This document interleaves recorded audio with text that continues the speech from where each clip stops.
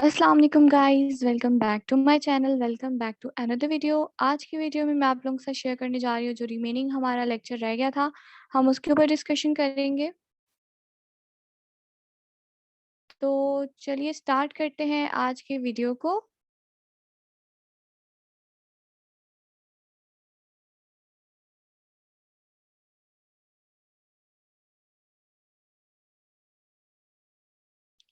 तो आज जो हम डिस्कस करने वाले हैं वो है स्कोलियोसिस।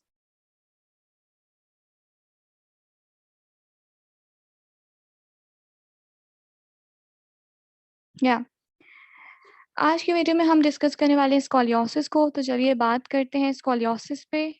याद कराती जाऊँ कि हम लोग लास्ट लेक्चर में बात कर रहे थे मस्कुलोस्केलेटल डिसऑर्डर्स पे। तो हमने मस्कुलोस्केलेटल डिसऑर्डर्स पे डिस्कशन की थी। हमने जो है ऑस्टियोपोरोसिस देखा था, हमने रूमेटॉइड आर्थराइटिस देखा था, हमने और भी डिफरेंट लाइक फ्रैक्चर्स देखे थे। ठीक है, कंपाउंड फ्रैक्चर हो गया, ओपन फ्रैक्चर हो गया, हमने डिफरेंट चीज़ें डिस्कस की थी लास्ट स्लाइड्स में। ठीक है, हमने टेंडनाइटिस डिस्कस किया था। तो अब हम बात करते हैं स्कोलियोसिस पे। अब स्कोलियोसिस क्या है? स्कोलियोसिस बेसिकली एक ऐसी कंडीशन होती है जिसमें हमारे पास जो स्पाइन कर्व हो रही होती है वो एब्नॉर्मल होती है। ठीक है, हमारे पास एब्नॉर्मल कर्वेचर होती है स्पाइन की। और हमें किस तरह पता चलेगा कि पेशेंट जो है वो स्कोलियोसिस का पेशेंट है या इस तरह का कुछ भी इशू है। तो स्कोलियोसिस के पेशेंट की अगर बात की जाए तो हम लोग उसके बैक साइड से देखेंगे तो हमें कर्वेचर जो है जो नॉर्मल लोगों से डिफरेंट दिखाई देगा। तो it's means that the patient having the scoliosis condition. Scoliosis जो है वो फैमिलीज में भी रन कर सकती है, बट द डॉक्टर जो है उनको इसकी कॉज नहीं पता होती कि क्यों हो रही है। ठीक है, आखिर क्या वजह है स्कोलियोसिस की। अम, ये एक ऐसी कंडीशन होती है जो हमारे पास चाइल्डहुड में वॉर्सन होना शुरू हो जाती है। और मतलब इसको हम डायग्नोज या फिर ट्रीट नहीं कर सकते, मतलब इसका कोई प्रॉपर ट्रीटमेंट नहीं है। और ये है कि हम अपना पोस्चर वगैरह कुछ ठीक करके तो इस तरह हम कर सकते हैं।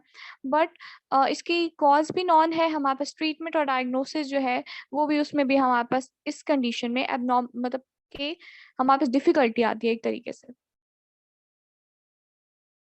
स्कोलियोसिस हमारे पास जो है result from a degenerative joint condition on the spine। हमारे पास जो स्पाइन है basically scoliosis is a spinal curvature which is disturb. So scoliosis हमें पता चल गया कि स्कोलियोसिस क्या है।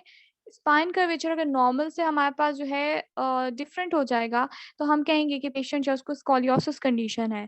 अभी तक इसकी एग्जैक्ट जो कॉज है कि क्यों होता है वो हमें नहीं पता चल सकी। और इसका ट्रीटमेंट जो है वो भी प्रॉपर कोई सही तरीके से अभी अवेलेबल नहीं है। और स्कोलियोसिस जो है वो रन करती है फैमिली में। ये आप लोग डायग्राम में देख सकते हैं। ये आप लोग देख सकते हैं, ये स्कोलियोसिस वगैरह का हमें पता चलेगा कि ऐसे उनकी कर्व होती है। अब सेकंड जो हमारे पास डिजीज आती है या मस्कुलोस्केलेटल डिसऑर्डर आता है वो है रिकेट्स। रिकेट्स हमें पता है कि जो हमारे पास जो विटामिन डी है उसकी प्रोलॉन्ग डिफिशिएंसी हो जाती है with in to the body के अंदर।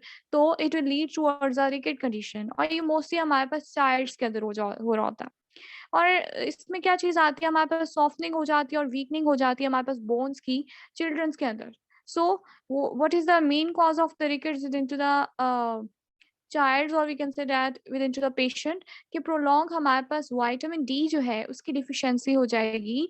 और हमारे पास सॉफ्टनिंग और वीकनिंग हो जाएंगी बोन्स की। लास्ट टाइम ये होता है कि हम मोस्टली जो रिकेट्स के लिए हम लोग कर रहे होते हैं वो हम लोग मतलब रिकेट्स का ट्रीटमेंट जो है वो हमारे पास सर्जरी है। ये आप लोग देख सकते हैं, ये कुछ रिकेट की कंडीशन होती है, मतलब विटामिन डी जो है उसकी प्रोलॉन्ग डिफिशियंसी की वजह से हमारे पास जो कंडीशन आ रही है which is known as rickets condition. So ये आप लोग डायग्राम में देख सकते हैं। फिर आगे जो हमारे पास मस्कुलोस्केलेटल डिसऑर्डर आता है वो है गाउट। तो गाउट एक ऐसी कंडीशन होती है जिसमें हमारे पास जो है यूरिक एसिड की कंसंट्रेशन हमारे पास बॉडी के अंदर बहुत ज़्यादा हो जाती है। और जिसकी वजह से यूरिक एसिड क्रिस्टल्स बनना शुरू हो जाते हैं बॉडी के अंदर। और जो टिश्यूज के अंदर डिपॉजिट होना शुरू हो जाते हैं, जॉइंट्स के अंदर डिपॉजिट होना शुरू हो जाते हैं। तो जिसकी वजह से हमारे पास क्या होगा, जॉइंट्स वगैरह की इन्फ्लेमेशन हो जाती है। और किडनी स्टोन्स वगैरह भी देखने में आते हैं, जॉइंट डिस्ट्रक्शन देखने में आती है, डिक्रीज किडनी फंक्शन देखने में आता है। तो डिफरेंट चीज़ें जो हमारे पास गाउट से कंसर्न है। तो गाउट एक ऐसी कंडीशन थी जिसमें हमारे पास जो यूरिक एसिड की कंसंट्रेशन है वो बॉडी के अंदर ज़्यादा हो जाती है, जिसकी वजह से वो यूरिक एसिड जो है वो हमारे पास जो है जॉइंट्स के अंदर डेपोज़िशन हो जाती है उनकी, या फिर हमारे पास टिश्यूज़ के अंदर डेपोज़िशन हो जाती है, इन्फ्लेमेशन आ जाती है। तो ये डिफरेंट चीज़ें हैं जो हमारे पास lead towards the kidney disorders, और we can say that kidney function, kidney stones भी क्रिएट कर सकती हैं। ये आप लोग देख सकते हैं गाउट की एक जो डायग्राम आप लोगों को शो हो रही है। तो ये कुछ डायग्राम है गाउट के हमारे पास। फिर आगे हमारे पास बात आती है एक्रोमेगाली के बारे में। अब एक्रोमेगाली एक ऐसी कंडीशन होती है जिसमें हमारे पास जो बॉडी ग्रोथ हो रही होती है ना, वो बहुत ज़्यादा हो रही होती है, और ये ग्रोथ हमारे पास due to the increase production of the growth hormones.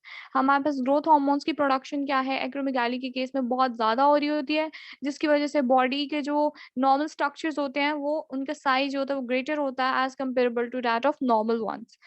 ठीक है? तो हमारे पास बेसिकली इसमें ग्रोथ हार्मोन की कंसंट्रेशन ज़्यादा हो रही होती है, which lead towards increasing the structures of the body size. ठीक है?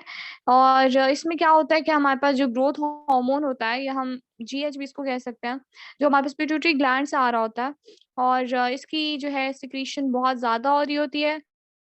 और ये ग्रोथ हार्मोन जो है वो बेसिकली हमारे पास ग्रोथ ऑफ बोन में इन्वॉल्व होता है, कार्टिलेज में इन्वॉल्व होता है, मसल्स हो गए, ऑर्गन्स हो गए, और अदर टिश्यूज वगैरह जो है उनमें हमारे पास इन्वॉल्व होता है।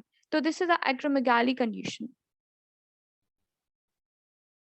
ये आप लोग देख सकते हैं डायग्राम में एक्रोमेगाली की कंडीशन को। ये आप लोग देख सकते हैं कि नॉर्मल साइज जो होता है हमारे पास बॉडी का, उससे क्या हो रहा है, इंक्रीज हो रहा है। ठीक है? तो this is a acromegaly condition. अब जो हमारे पास बात आती है स्पाइनल बाइफिडा। अब स्पाइनल बाइफिडा एक ऐसी कंडीशन होती है जिसमें हमारे पास ना जो न्यूरल ट्यूब होती है ना वो कम्प्लीटली क्लोज नहीं हुई होती, और ये जो है यहाँ पे हमारे पास जो है स्पाइनल कॉर्ड जो होता है वो कम्प्लीटली डेवलप नहीं हुआ हुआ होता, उसकी कवरिंग जो होती हैं वो कम्प्लीटली जो है वो नहीं हुई हुई होती डेवलप। तो स्पाइनल बाइफिडा जो है वो, इसका मतलब ये है कि एक तरीके से जो हमारे पास स्पाइनल फ्लूइड होता है वो क्या हो रहता है, एक वो रिमूव हो रहा होता है, और जब हमारे पास लास्ट जो है ड्रॉप ऑफ फ्लूइड जब वो रिमूव हो जाएगा तो पेशेंट की डेथ हो जाती है। तो स्पाइनल बाइफिडा का अगर ट्रीटमेंट की बात की जाए तो कभी-कभी तो ऐसा होता है कि स्पाइनल बाइफिडा अगर बहुत कम इश्यू है उस पेशेंट को तो वो ट्रीटेबल है, बट जो है मोस्टली ये भी होता है कि ट्रीटेबल नहीं भी होता। तो स्पाइनल बाइफिडा की कंडीशन ये है, स्पाइनल बाइफिडा की कंडीशन ये है कि हमारे पास जो है एक ऐसी कंडीशन होती है कि एक कंजेनिटल डिसऑर्डर है बेसिकली ये, ठीक है? जो हमारे पास अपीयर होता है at the first month of pregnancy में देखने में आता है, और साथ में हम देखते हैं कि जो हमारे पास इसकी डिफरेंट टाइप्स भी होती हैं, यहाँ पे डिस्कस नहीं किया हुआ हमने। लाइक हमारे पास इसको मेनिंजोसील भी हो सकता है, हमारे पास जो है हमारे पास और मायोसील भी हो सकता है, मेनिंजोमायोसील भी हो सकता है, तो डिफरेंट टाइप्स होती हैं। अगर हमारे पास प्रोट्रूजन हो जाती है स्पाइनल कॉर्ड की विद इनटू द लाइक हमारे पास प्रोट्रूजन हो रही है स्पाइनल कॉर्ड की सिर्फ, तो वो होगा माइलोसील। और अगर हमारे पास प्रोट्रूजन हो रही होती है मेनिंजेस की तो वो मेनिंजोसील होगा, और अगर मेनिंजोमाइलोसील होता है तो प्रोट्रूजन हो रही होती है स्पाइनल कॉर्ड एंड मेनिंजेस दोनों की। सो ये टाइप थी जो यहाँ पे हमने डिस्कस नहीं की इन स्लाइड्स में, बट हमें पता होना चाहिए। या आप लोग स्पाइनल कॉर्ड कह रही हूँ, स्पाइनल बाइफिडा का पेशेंट देख सकते हैं। ये यहाँ पे हमारे पास क्या है, स्पाइनल फ्लूइड एक्यूमुलेशन हुई हुई होती है, और यहाँ से हमारे पास लीकेज होती रहती है फ्लूइड की। ये हमारे पास नॉर्मल स्पाइन है, और ये हमारे पास स्पाइनल बाइफिडा जो है वो स्पाइन है, having the patient with spinal bifida. ये आप लोग स्पाइनल बाइफिडा की एक और एग्जांपल देख सकते हैं, ये डायग्राम ये आप लोग देख सकते हैं। अब एंड पे जो हमारे पास आता है वो टैलिपस इक्विनोवायरस क्लब फुट है। ये ऐसी कंडीशन होती है जो बहुत कम लोगों को पता होती है।